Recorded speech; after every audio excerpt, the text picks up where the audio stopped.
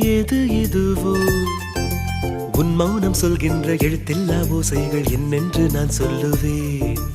இது அதுவோ இது அதுவோ சொல்லாத சொல்லுக்கு இல்லாத வார்த்தைக்கு ஏதேது அர்த்தங்களே.